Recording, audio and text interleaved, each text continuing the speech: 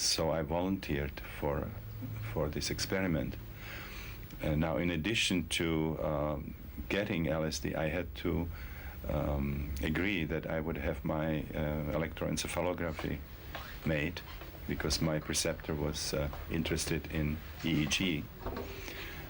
And at that time, he was also interested in what's called driving the brain waves, which means you expose people to either flashing light, stroboscopic light, or sound of different frequency. And then you study if that external input can sort of influence the brain waves, if the brain waves will kind of pick up the frequency that's being given. So what it meant that I not only got LSD, but in the middle of the session where the effect was culminating, you got the light too. I was exposed to this powerful stroboscopic light. And the moment it was turned on, I had the feeling that my consciousness was catapulted out of the body. And I lost the research assistant that was conducting the experiment, and I lost the clinic, and then Prague, and then the planet.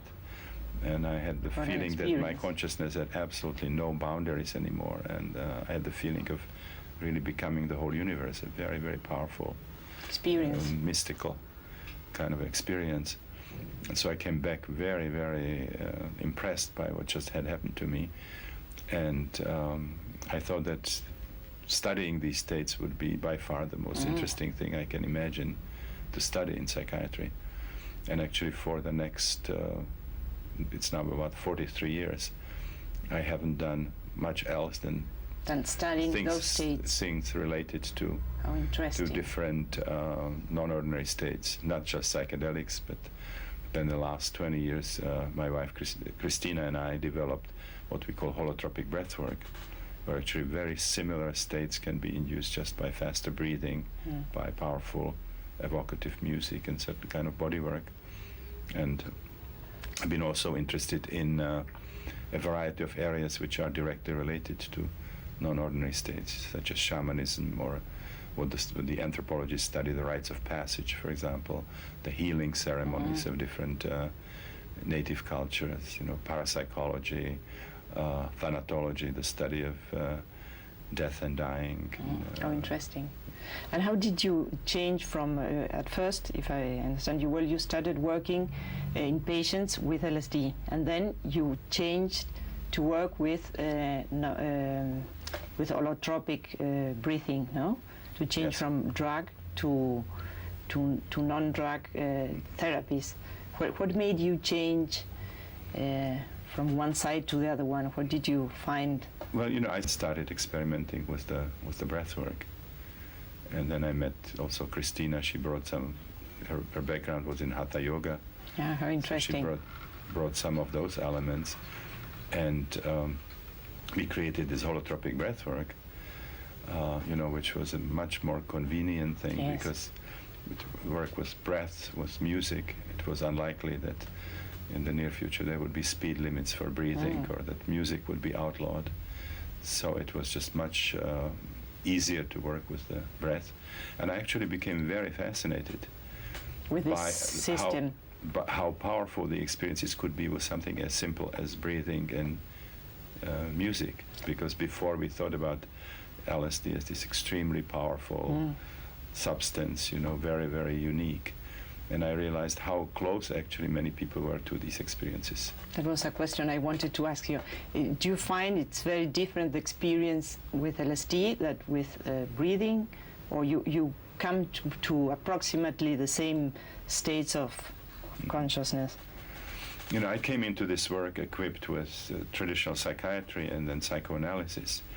And when we started doing the work, it turned out that whole system of thinking was absolutely inadequate to understand what was happening in these states. So I actually had to create a cartography of the psyche, which was much, much larger. Beside the biographical level, there is also a large domain in the psyche which I called perinatal, related to the trauma of birth. And then an even larger domain, which we now call transpersonal. How interesting.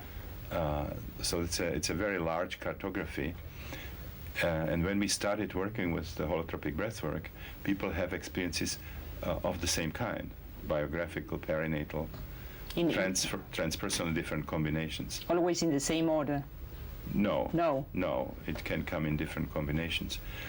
But there's some difference in that at least the major psychedelics, which is like LSD, psilocybin, which is the active alkaloid from the magic mushrooms of the Mazatec Indians from Mexico, and also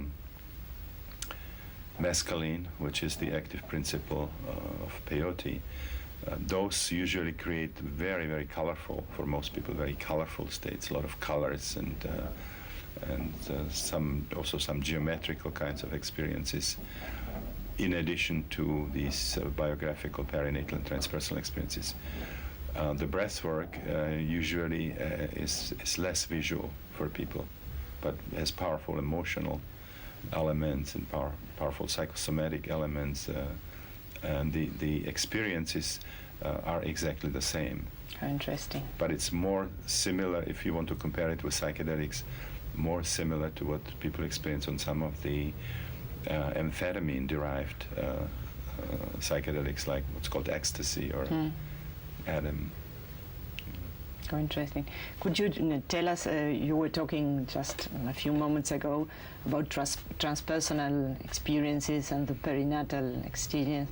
Could you just talk us a little bit about that? Well, we have in academic psychiatry, we have the idea that the psychological history begins after we are born. You know, Freud called the newborn tabula rasa, a clean slate. Yes. There is nothing there, so that we become what our history makes us, what kind of mother we had, what kind of family we were brought up in, and so on. And what happened when we started working with psychedelics is that this turned out to be only the most superficial level of the experience. It's not that it's incorrect or false, but I think it's a very partial image of the psyche that in Freudian psychoanalysis is presented as the totality of the psyche.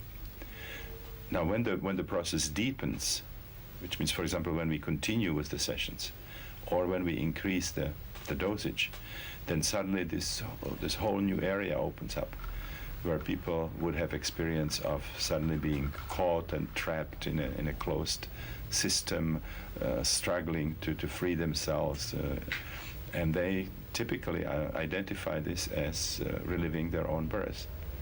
You can actually see external signs of that, struggling for breath, for example.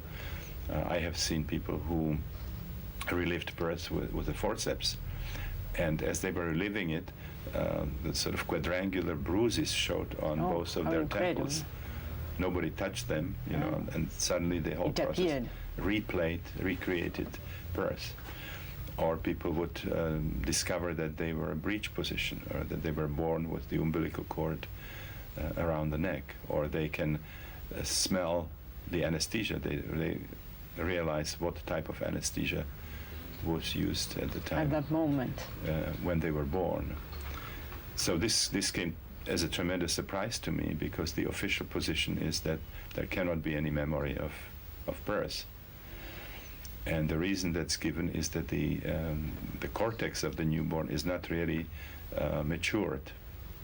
The neurons are normally protected by something that's called myelin sheaths, kind of a fatty protective sheath. And that process is not finished.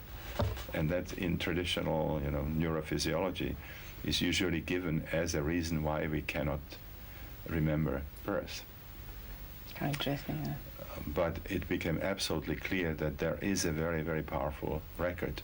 And because it is such a stressful, such a challenging process with a lot of difficult emotions, tremendous anxiety, because life can be threatened, but also tremendous aggression, which is a response to the pain and the threat and so on. So from that perspective, the birth is also a reservoir of difficult emotions and difficult feelings physical feelings that can develop later into different forms of psychopathology. That's very interesting. So it participates in the development of emotional and psychosomatic disorders. So you think, Stan, if going back there, you can heal, it has an enormous healing potential, no? Yes, but by far superior to anything that we can do by manipulating the biographical material, making people, remember memories from childhood and infancy and so on.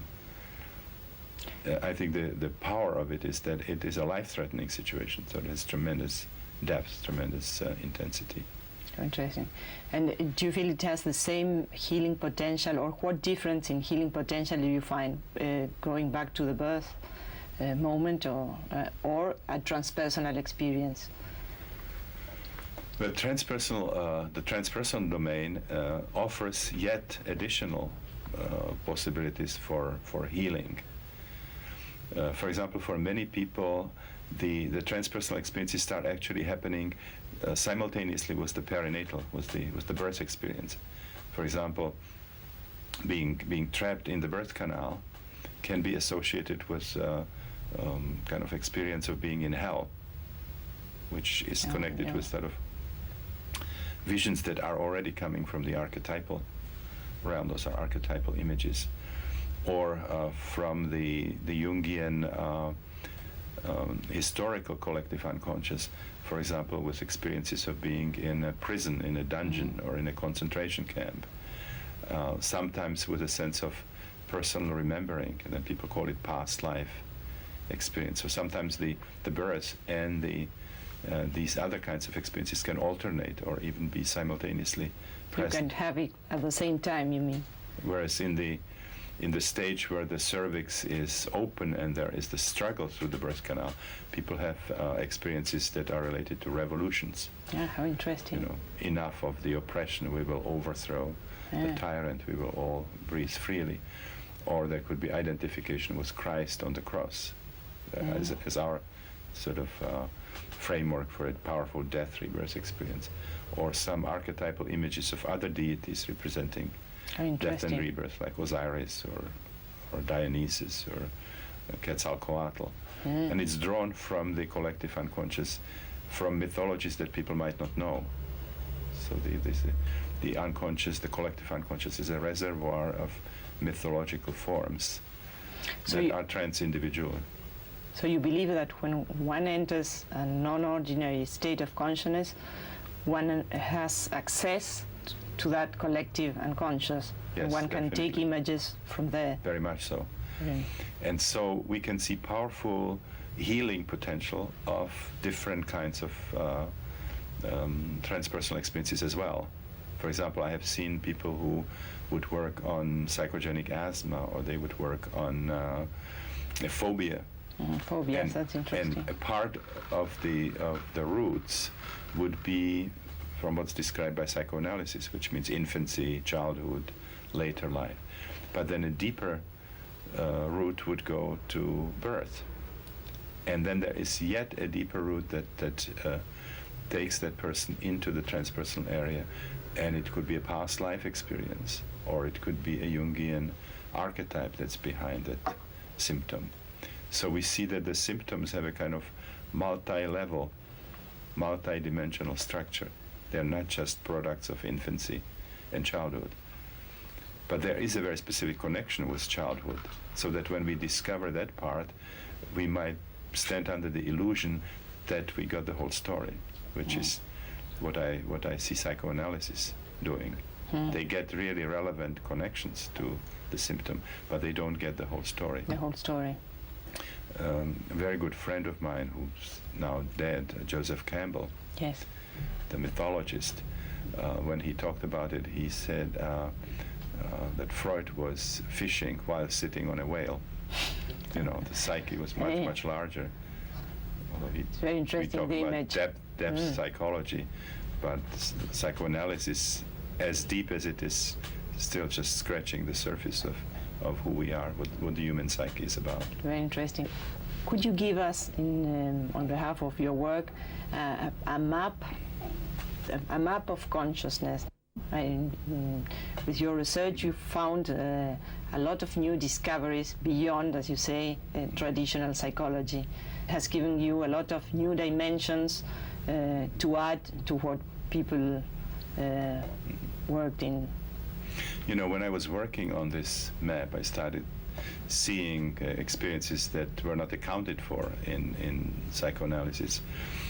For about 3 years, I thought I was creating a new map of the psyche that was made possible by this new tool.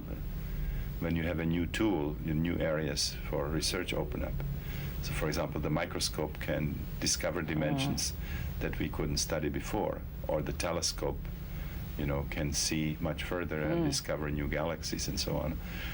And so LSD very clearly was that kind of tool, like a microscope or a telescope for the psyche. So I thought we now have this tool, and so you know, we will have a much more detailed, much more complete new map. And then as I was creating the map and more of the experiences were accounted for, I realized this was not a new map at all, that this was really a very, very old map that in different variations emerged in different parts of the world at different times. Aldous Huxley referred to this as perennial philosophy, you know, certain understanding, very large understanding of the psyche that emerged in mystical systems in different parts of the world. So what ultimately happened in this research was like a rediscovery and reformulation of this very ancient knowledge of the psyche in modern terms.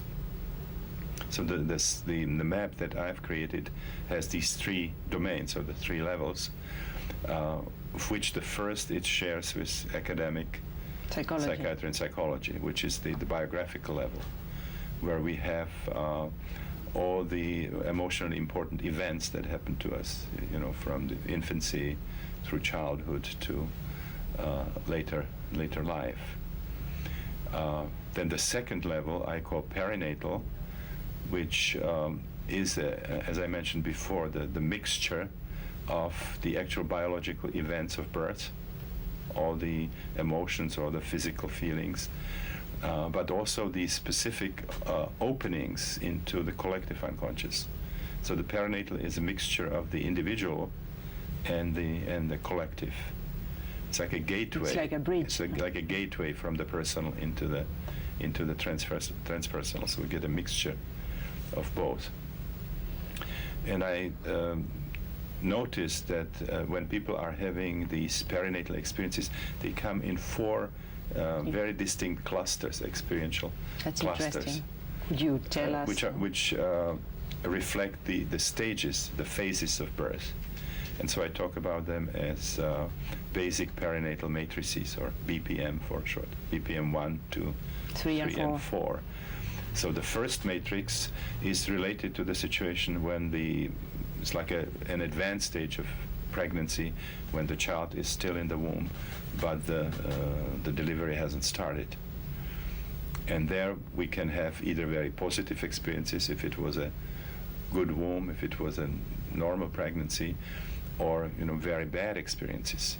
For example, you know, some pregnancies are a result of rape. There could be, you know, sickness of the mother that threatens the fetus with a sort of imminent miscarriage. There could be deliberate attempts to lose it, abort, you know, artificial abortion. In our training now, we have a woman who was the 3rd child, who is Rh positive to an Rh negative mother, where the mother creates actually antibodies attacking the child. Incredible. And with each pregnancy, this increases. So it's unlikely that the 3rd child survives. And she was the 3rd child who survived. So her womb was very, very hostile. So that's the first matrix.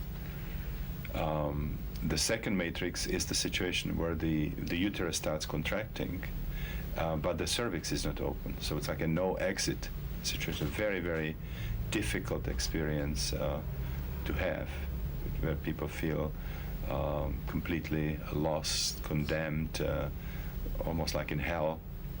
Sometimes it takes the form of feeling that you're in hell. You'll never get out of there. You'll never get back, and so on. If you think about the world, you can see only the dark side. Everything seems sort of gloomy and hopeless, and so on. The third matrix is a situation where the cervix now dilates. It's open. The contractions continue, and the child is kind of struggling through the birth canal. What is very interesting about that stage, that it is associated with a powerful sexual arousal. The choking and the pain somehow creates feelings which are very, very sexual.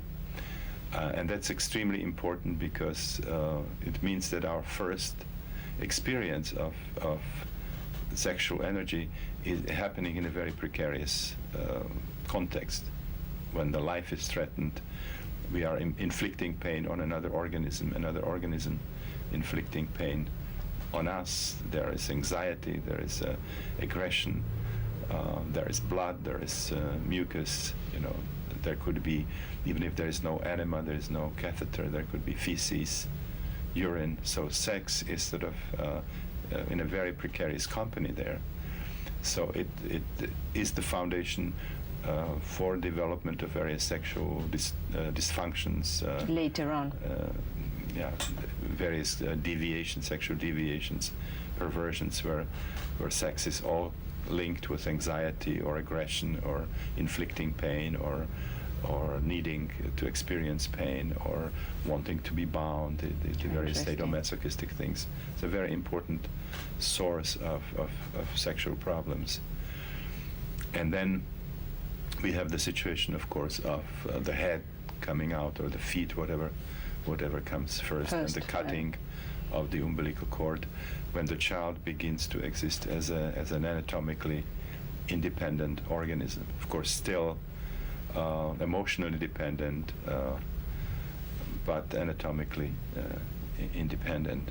So those are the four matrices. Now, each of them can be relived as a concrete biological memory, when you have actually the body image of the fetus and you experience what the fetus experienced in that situation. But then each of the matrices also has specific symbolic expression. So, for example, the undisturbed intrauterine experience can open up in the experiences in the ocean. Kind of. When you can suddenly identify with dolphins or fish or jellyfish or kelp. Again, sort of a universe where there are no boundaries, the oceanic kind of a state.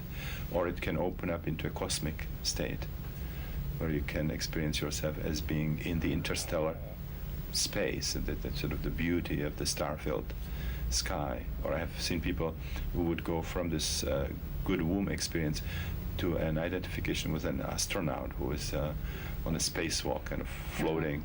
The same kind of sensation. Connected with the pipeline to the mothership, as we call it, and so on.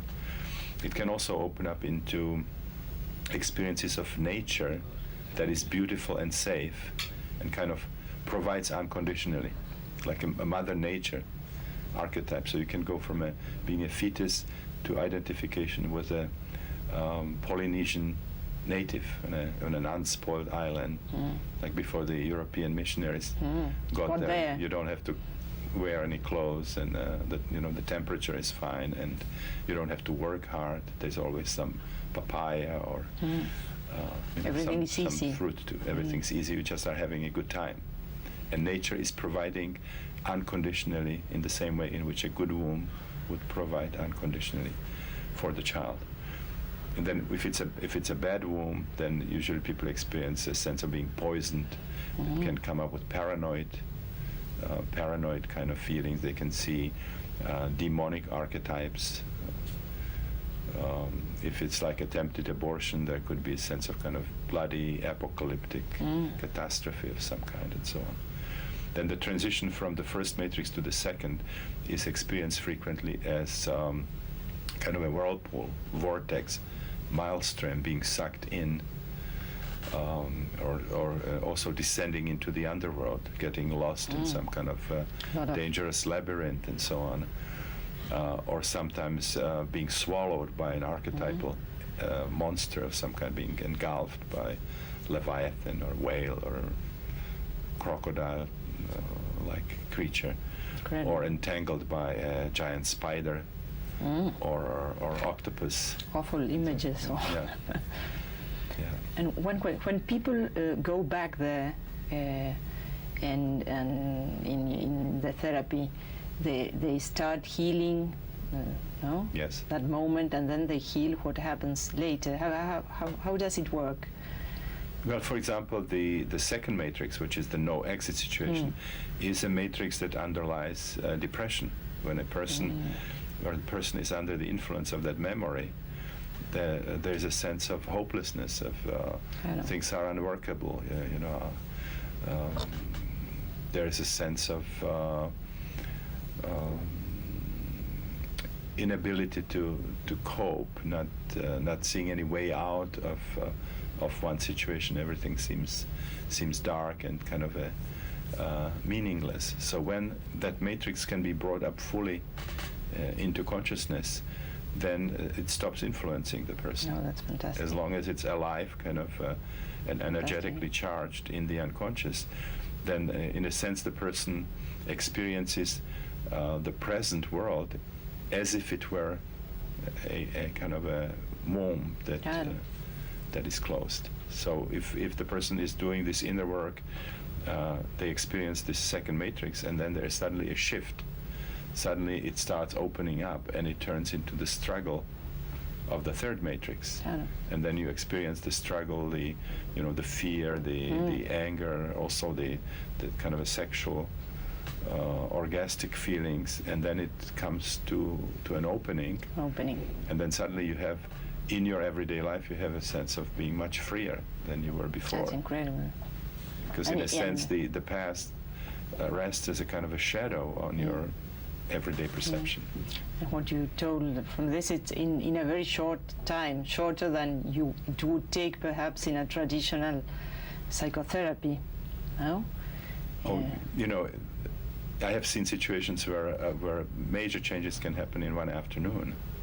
It doesn't mean that it's always the case. Sometimes you need, but there are instances in which people are in a depression, and within a few hours they just sort of move to a completely different place. It's like the shift that the child would experience when it is stuck in the birth canal and then gets out. I mean, there's quite a difference. One question, and how does it work for children that are cesarean born? What happens there? We have to distinguish. Some people say I'm cesarean born, but the cesarean section was preceded by 50 hours of difficult delivery, when the mother and the child almost died and they were rescued in the last moment. So we have to distinguish between what's called emergency cesarean that's interesting. and elective or non-labor cesarean. So you're asking primarily about the elective. Yes, no, I'm asking because my two children were cesarean born. So I just elective? One elective and the other not. He was coming out with his feet first, and they had they thought it might got stuck. So I went into. Yeah, when we work with people who are cesarean born, whether it's elective or emergency cesarean, then they simply relive what the original situation was. So for an elective cesarean, then the experience involves open wounds, gushing blood, and the sense of being sort of cheated out, taken out of a situation, which is quite a different pattern from struggling and getting out. It's not a solution. It just presents a different type of problem. We worked with Jane English, who was a physicist, and she was cesarean born, and we saw that things were different from working with people who were born head first. And she became so fascinated that she gave up physics and started studying cesarean people. And she wrote a book which is called A Different Doorway, How interesting. Adventures of a Caesarean How interesting. Born. When she studied many people, both emergency Caesarean And the other one. and the elective Caesareans, what the psychological differences are. They were doing even things like all-night ceremonies just with Caesareans. We have been talking about sometime wanting to do a breathwork session where half of the people would be vaginally born And the half other of the ones? people Caesarean, and see just The differences. simultaneously what the difference is, Very and interesting. have them interact. It's again amazing that traditional psychiatry doesn't really attribute any significance. We all agree in psychiatry that nuances of nursing can be extremely important. But And suddenly then from there, a little bit backward. it was amazing to me when I started reliving, when I started seeing people relive birth and relived birth myself. I went into the psychiatric literature, and there was close to nothing, no studies asking the question whether it makes a difference if we are born in 50 hours of difficult delivery or if we are elective Caesareans. So it's the absurdity of that thinking is quite impressive. I couldn't believe that I ever could have that type of thinking myself, to believe that nursing is very important, but birth is irrelevant. There's, for example, Harry Stack Sullivan, who describes the nuances of nursing and how it can have profound influence on future life. He distinguishes a good nipple, evil nipple, and wrong nipple. A good nipple is a nipple that gives milk, and the circumstances are good. The mother is loving and sort of holding the child the right way and so on. The evil nipple is a nipple that gives milk, but the circumstances are not good. The mother is anxious or rejecting and so on. And then he talks about the wrong nipple, which is like the thumb or the big toe, that you suck and doesn't come. And then he makes very far-reaching conclusions about the impact that this has on people. So we have in psychology, we have this awareness of the importance of nursing, but at the same time don't think that birth is important. So we're asked to believe that it's possible that the child has a delivery that can last 20 hours, 30 hours, 40, 50 hours. The child hasn't noticed that anything strange was happening. There's no record of it anywhere. And then the child emerges into the world and becomes an instant connoisseur of female nipples. Things are not quite right. Mommy is not holding me the right way. Okay. I mean, there's just an unbelievable sort of jump. Jump. And so the way I see it now is that there is tremendous denial. There is such fear associated with that experience that even if we are scientists, we cannot think straight about that area. We actually use our reason to rationalize why that event was not important. Correct. The cortex was not myelinized, so it couldn't have made a difference.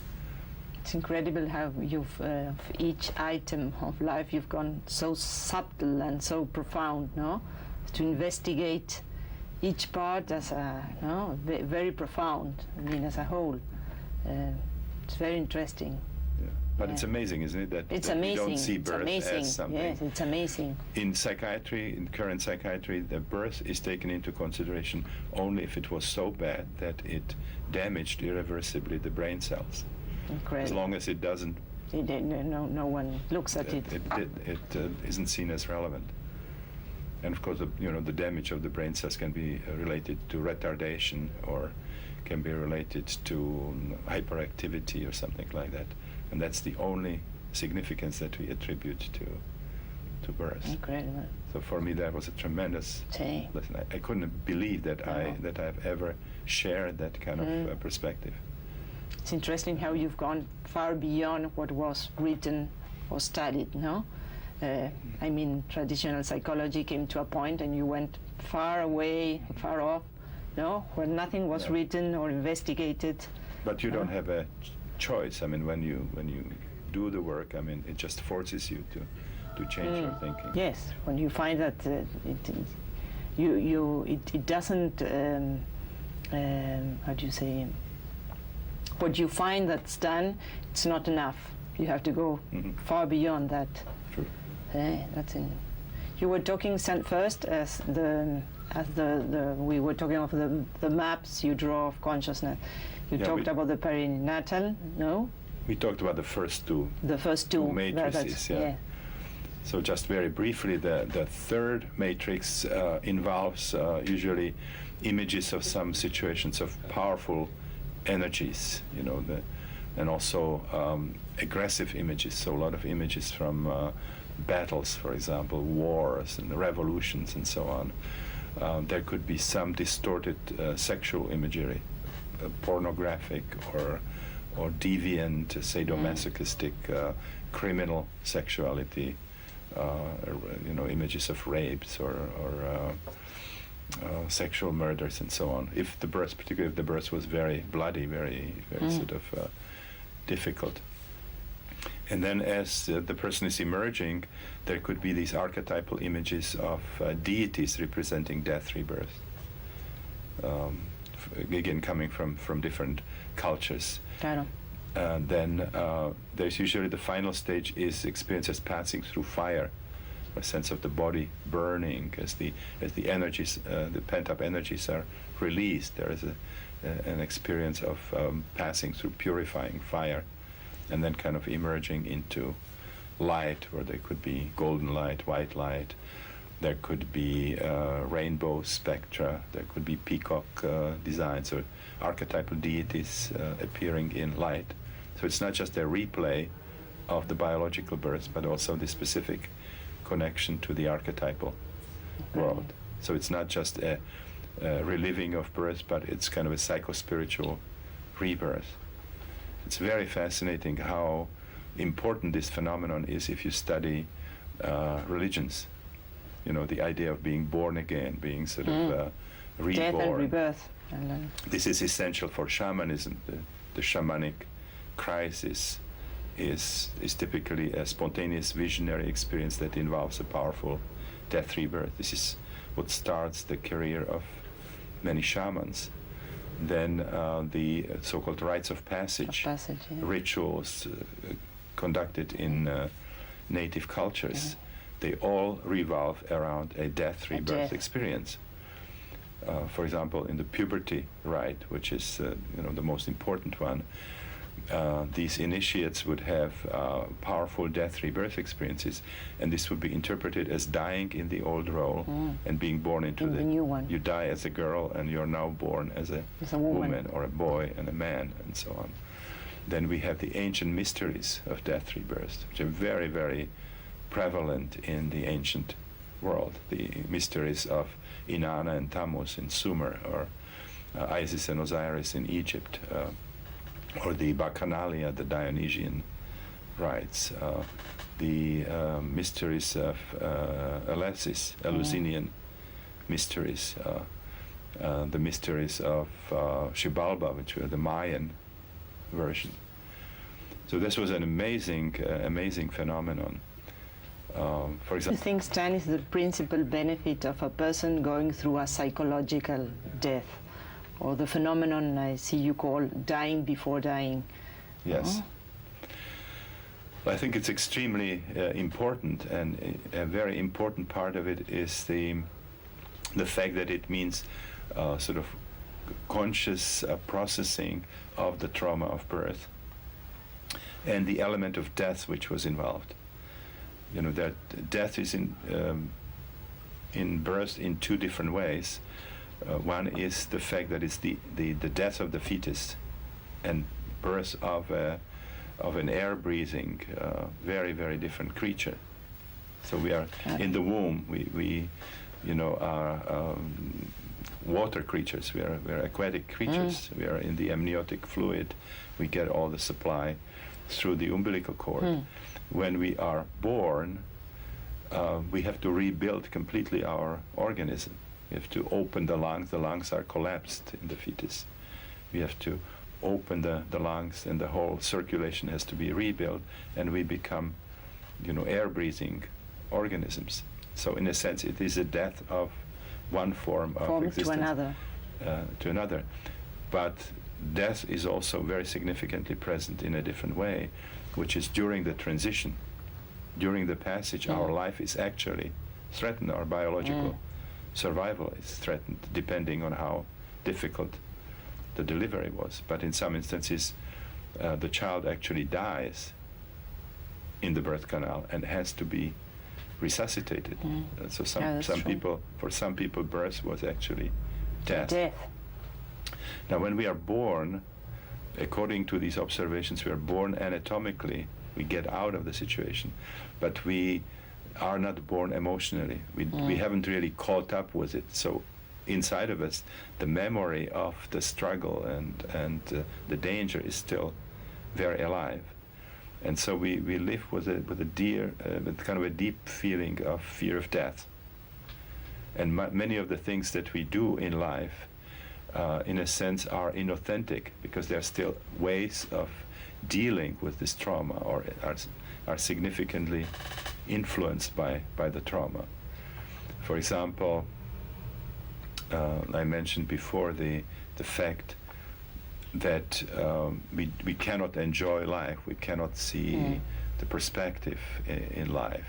So the extreme form, we could be depressed to different degrees.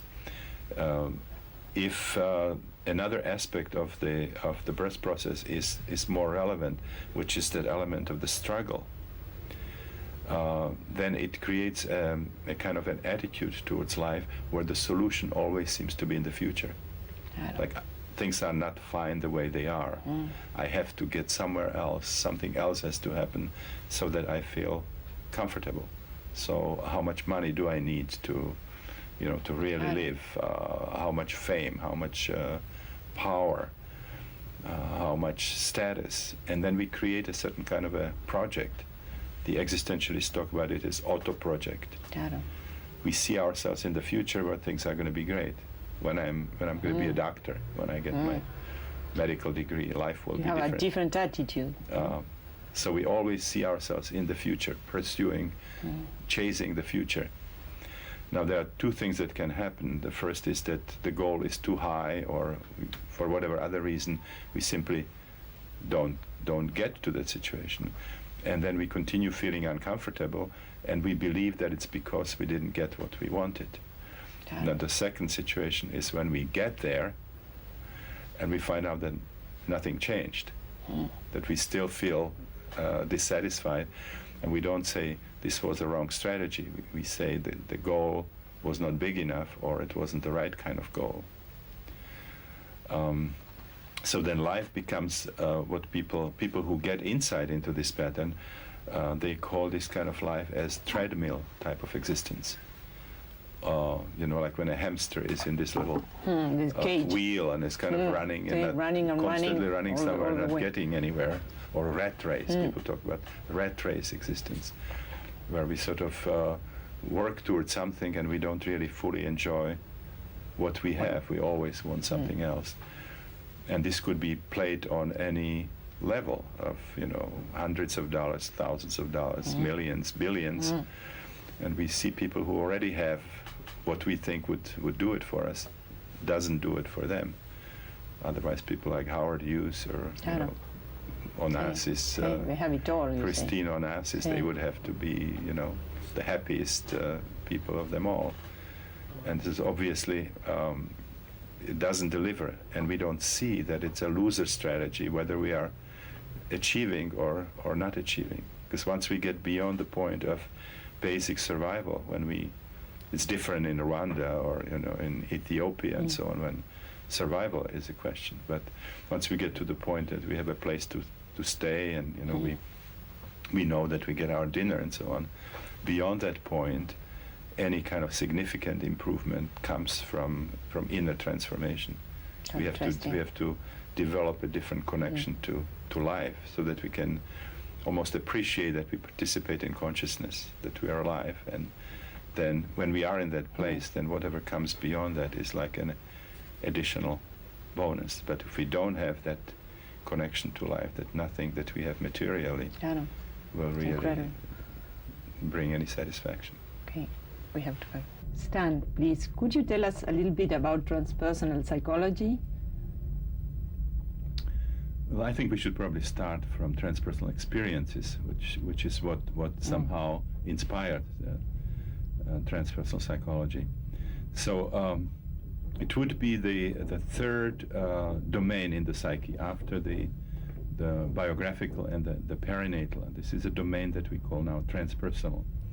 And what characterizes those experiences is that in those experiences we somehow expand, or our consciousness expands beyond the usual boundaries, beyond the boundaries of what's called body ego, or what Alan Watts called skin encapsulated ego. So in a transpersonal experience we can suddenly have a sense that our boundaries are melting, and we become one with other people, or we can actually become another person and lose our own identity, what would be called a mediumistic experience. In the extreme, we can have the feeling of becoming consciousness of all of humanity, for example, or some specific part of it, like there could be a sense of becoming all mothers of the world, or becoming all soldiers of the world. Extremely sort of large, encompassing experiences. It doesn't have to stay in the human realm. We can also go into the animal realm, for example, and have experiences of different life forms, from primates all the way down to viruses, to bacteria. We can even go into the botanical realm. I had, for example, at one point, the experience of becoming a Venus flytrap, a carnivorous plant. And I had the taste, that was the taste of a fly digested by the enzymes of a carnivorous plant. I had a sort of personal experience of that. Another experience of becoming a sequoia tree, and experiencing the photosynthesis in the branches, and the exchange of water and minerals in the roots. Unbelievable, fantastic experiences. Sometimes even inorganic matter. You can become consciousness of the ocean, or you have a sense that you became consciousness of granite, for example. So in this category of experiences, everything that in everyday life we can experience as an object outside of ourselves in the non-ordinary states has a corresponding subjective state, as if all of existence is about consciousness. There's nothing that is not consciousness. Very different from the distinction that we make between the organic world and the inorganic world, or us being conscious and the plant life not being conscious, and so on. It's very much confirming the kind of tenet of the spiritual philosophies of the East, where they would see, the Hindus would see all of existence as transformations of Brahma, or expressions of the Tao, and so on. Another category of transpersonal experiences transcends time. Normally we can experience only the present moment and the present location. Like 5 minutes from now, what's happening here is going to be just memory. It's going to be gone. Whereas in non-ordinary states we can actually fully experience anything from the past with all the sensory qualities. So we can experience things from the French Revolution, or from ancient Egypt, and so on. Sometimes just as such, but other times with a sense of personal memory, where you would have the feeling that what is happening to you is not the first time it's happening, that you actually once lived in that other time as another person. And then of course that opens the whole realm of reincarnation and karma. We understand why so many cultures independently in the world believed in reincarnation. I actually wouldn't call it belief. When they asked Jung during an interview when he was over 80 years old, and he was interviewed by a BBC journalist, and at one point the journalist asked him, "Dr. Jung, do you believe in God?" And this wonderful smile came on his face, and he says, "I don't believe, I know. I know. I had the experience of being grabbed by something that was far bigger than myself." What he was trying to say is that when we have a direct experience of spiritual realities, we don't call it believe anymore. If we have to say, "I believe in God," "I don't believe in God," "I believe in reincarnation," "I don't believe," that means that we really don't have anything to go by. You know, we are influenced by what our parents told us, or what we heard in church, or what we read. Once we have a direct experience, we just simply have to incorporate it into our worldview. So, to me, reincarnation is a pragmatic thing. This is not a speculation. You know, it is based on very powerful experiences and very interesting phenomena surrounding them. This is an attempt to account for those experiences. So that's a very important category of experiences when we can go into the past, and what's interesting, in some instances, to a much smaller extent, sometimes also into the future. Like I've seen precognitive experiences that came true, or sometimes people have kind of revealing visions of the future. A lot of it is happening in near-death experiences, for example. Even people who have the UFO abduction phenomena sometimes have these visions of the future. So those are the two important categories of transpersonal experiences when we transcend the spatial boundaries and become something or somebody else in the universe, and learn new things.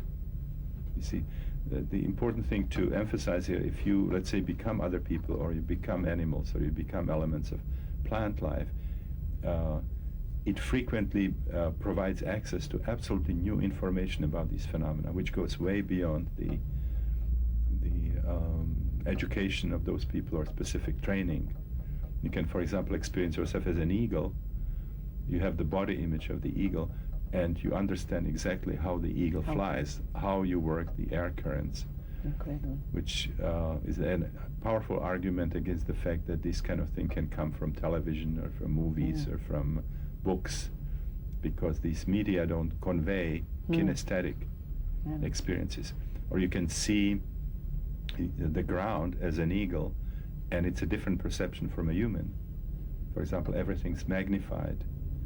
The raptor birds have the lens much closer to the surface, and also there's what's called bifocal vision. They can zoom.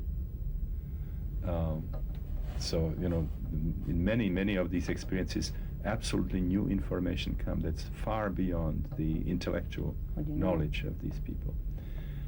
There's also another category of experience which is even more astounding than these first two, which is a type of experience that takes us into the archetypal realm, or into the mythological realm, the world of deities and demons, and or mythological landscapes and domains and so on, where we can encounter deities. We can also experience ourselves as deities. You can sort of have a vision of the great Mother Goddess, or you can experience yourself as the great Mother Goddess. You can experience yourself as the dancing Shiva. And in all these experiences, there's also access about accurate information about mythologies, frequently mythologies that you have never studied. Okay?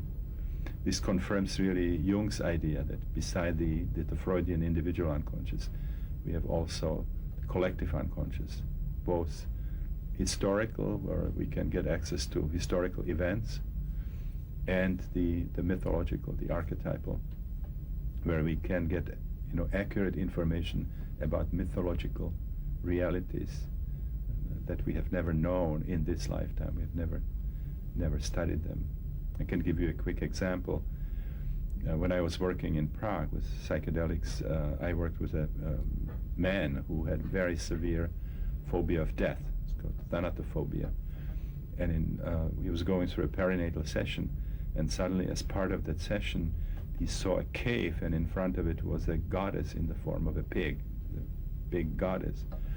And he suddenly sat up and opened his eyes, and he said he needed paper, something to draw, and he created a number of very complex kind of labyrinths or geometrical patterns, and was not satisfied with them and was crumpling them and throwing them away.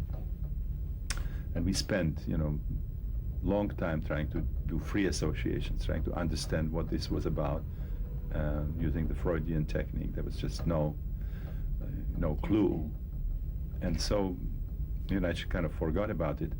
And then when I came to the United States, I became a very close friend of Joseph Campbell. And he used to come regularly to Esalen and, have dinners with us and so on.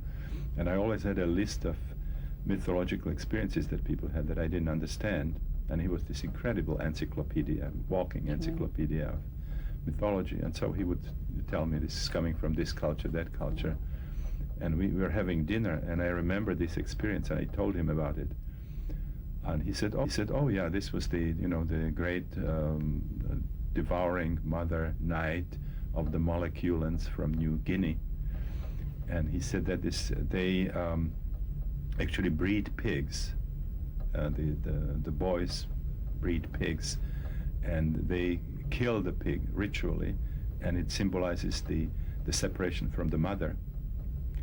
And then they believe also that when you die, you will be brought in front of this great mother goddess who is the form of a pig, and you have to draw a specific labyrinth design. Otherwise, you cannot make the passage through death. So they practice their whole life drawing these kinds of patterns. So suddenly this this whole element of this molecular mythology sort of came through that person's experience. It made a lot of sense because his major issue was fear of death. But of course, even Joseph Campbell could not explain why at that particular time, for that particular patient, that mythology sort of had to emerge. So in those states, you have access to a lot of information that's far away from what you must have known. Sure. And it's very interesting how you transcend time and space. You can see go. what emerges here is very, very interesting. That is a completely new understanding of what it is to be a human being. The way I was trained, a human being is a Newtonian object. We are made of cells and tissues and organs, and then we have this one organ, which is the brain, that somehow, nobody knows really how, generates consciousness. That's the basic assumption of Western materialistic science, that somehow consciousness emerges out of this complexity of the neurophysiological processes. So that's our definition.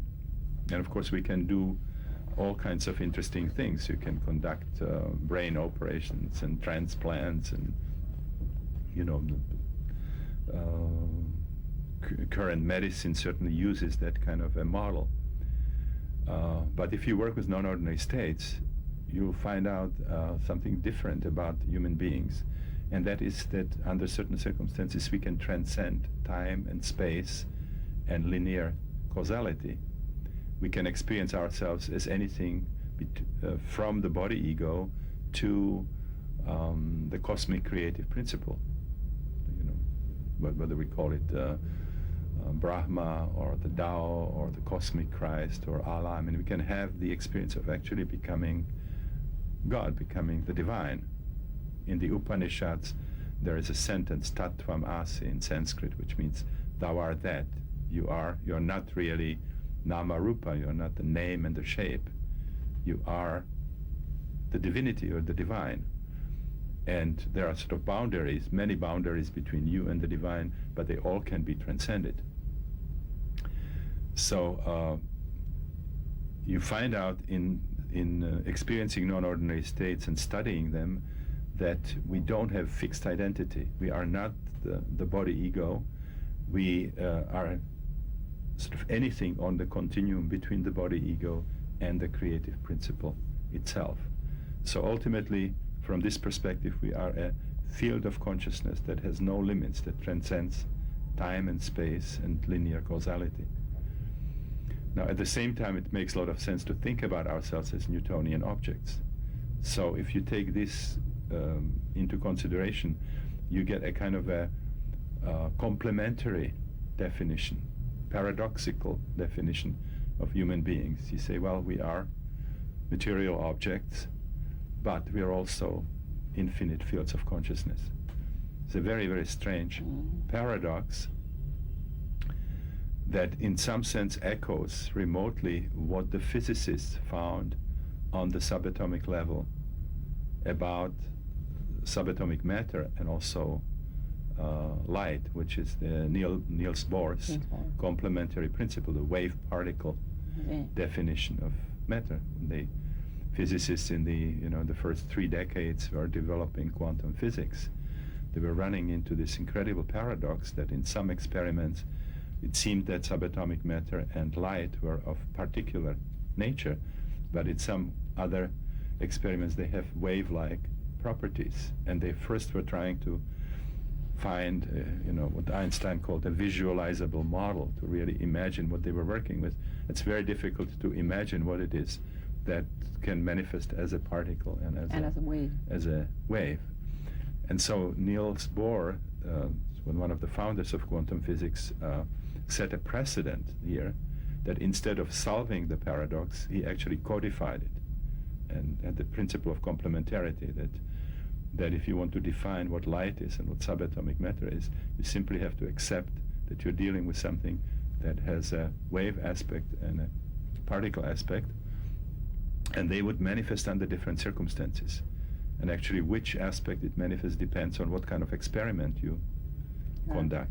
Fritjof Capra, a good friend of mine, says in these kinds of experiments, if you ask a particle question, you get a particle answer. If you ask a wave question, you get a wave answer. And it's interesting that Niels Bohr wrote a book where he said that he believes that ultimately this paradox will appear in all other scientific disciplines, that physics is just the first one. He won the Nobel Prize for that discovery, no? Yes, so we now have a similar kind of complementarity on a totally different level, many, many dimensions higher, where we have to define human beings in a paradoxical way. And there's now an interesting possibility of trying to integrate those two, which is of course the holonomic, the holographic thinking. If you have holograms, you have a field of light that's unified. There are no boundaries, and out of it comes the holographic image, basically created by interference within that unified field of light. So we could somehow think about reality in a similar way. It's a vibratory system that ultimately is unified, and out of it, through interference, come the standing waves kind of come discrete objects. So that this, in the world there is separation, but on a deeper level the underlying unity. Do you think, Stan, that the mind works like an hologram? I think it's a very interesting model. Karl Pribram, the very famous neurosurgeon and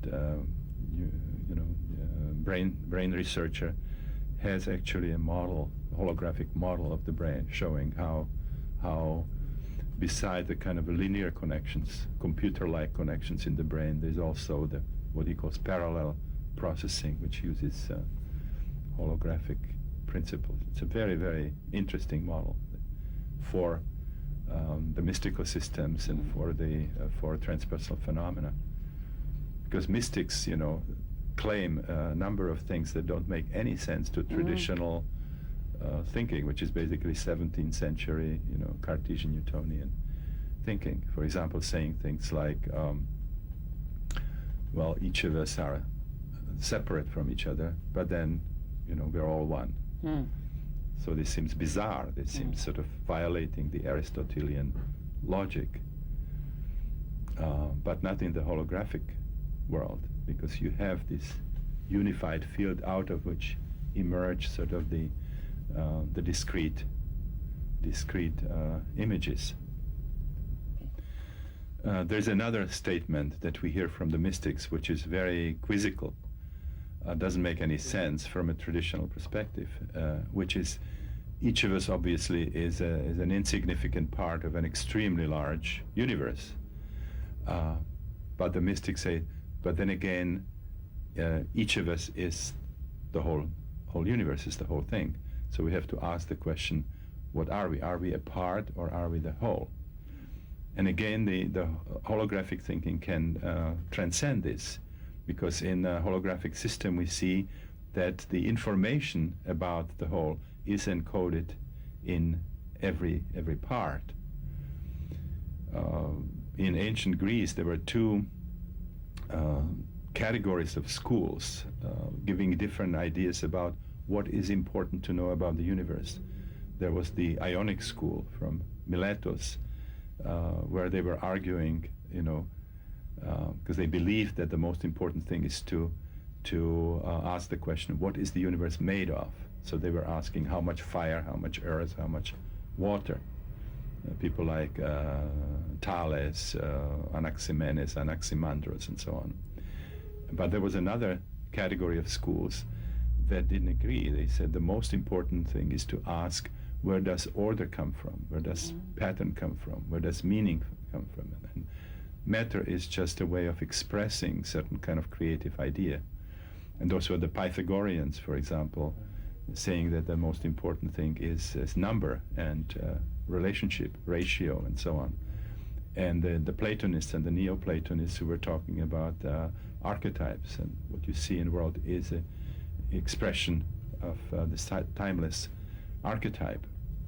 So archetypes. So what we see now in modern science is that we have the atomic and the molecular theory, which is in a sense a refinement and development of the position of the school of Miletus. Science is telling us what the world is made of, but if you think about it, it's not the whole question, because it's not just the building block, but also the form and the pattern. Rupert Sheldrake says you can have a certain amount of water and glass and wood and so on, and you can build a castle, a cathedral, and a tenement house. And if you do what Western science does, which is just measuring and weighing, you will have absolutely no clue why one structure is a cathedral. And there's an enactment, embodiment of a creative idea, which the kinds of methods that Western science has cannot really capture. It would be like coming to Mona Lisa and believing that we can understand Mona Lisa by knowing everything about the frame, the wood of the frame and the paints and the canvas. So the modern science, the new paradigm, is now really returning to the Platonic and the Pythagorean ideas. In quantum physics, matter is really ultimately expressed in mathematical equations and probabilities. And there's nothing tangible there. There's no material. And also the idea of the Platonic idea of the archetypes is now returning into science. Oh, interesting. And what do you think, Stan, is the relationship between matter and consciousness? Again, you have these three positions actually in the history of philosophy. One extreme is the materialist, which is now dominant in a sense, which is only matter exists, and then life, consciousness, intelligence are just byproducts, more or less accidental, insignificant if you look at it from the cosmic perspective. There are billions of galaxies, light years, and so on. And even if there's life and consciousness on some other planets, by and large, it has taken like billions of years before consciousness emerged in a relatively insignificant part of the universe. The other extreme is only consciousness is real. We can explain the experience of the material world as being a virtual reality that's created by the technology of consciousness. 20 years from now, when virtual reality is improved, we can have experiences of worlds with all the qualities. We'll see and hear and touch things, and those things will not be there. And then you have this psychophysical parallelism, where they believe that sort of material processes and consciousness kind of go in parallel. They both exist. I wrote a book just now being published, which is called The Cosmic Game, basically summarizing the observations from non-ordinary states on these kinds of fundamental, ontological, cosmological questions. And this would pretty much be my position as well, because my worldview has been shaped very strongly by the experiences of non-ordinary states. So I believe that ultimately it is consciousness that is real, and matter, the way we experience it, is not real. It is actually supported by modern physics these days. If you study this table, the deeper you go, the less you will be finding, until you discover that matter is essentially empty. You end up with probabilities on the deep level. So even scientific analysis of the world will show you that the kind of a Newtonian stuff disappears, but what doesn't disappear is order, is pattern, is equation, which we would link more to consciousness than to our concept of matter in the everyday sense.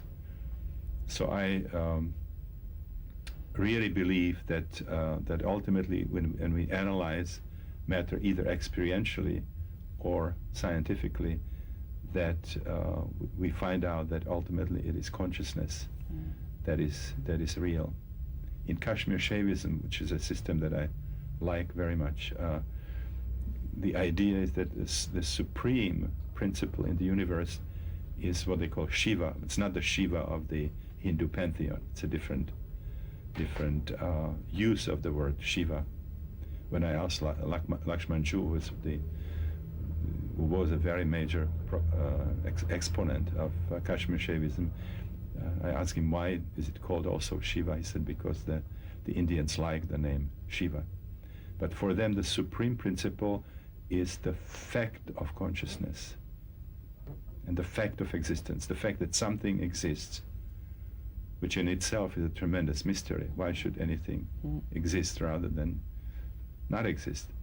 So the existence, and then consciousness, but the fact of consciousness, not a specific content of consciousness. So when we experientially explore reality, the boundaries will be merging, and shapes and forms will be seen as relative manifestations. But what ultimately remains is the fact of existence, consciousness, and that the fact that this principle is capable of creating experiential worlds. And doesn't make much difference whether it's the world of archetypes, the deities, and heavens and hells, or whether it's traffic in Manhattan and Virgin Islands and the Amazon. So I definitely would sort of lean more towards believing that consciousness is absolute, and the experience of the material world is created as virtual reality, rather than seeing it the way I was trained. Well, Stan, it was a pleasure to have you here. It was a fantastic interview, and we thank you a lot. Well, thank you very much for inviting me. It was a pleasure.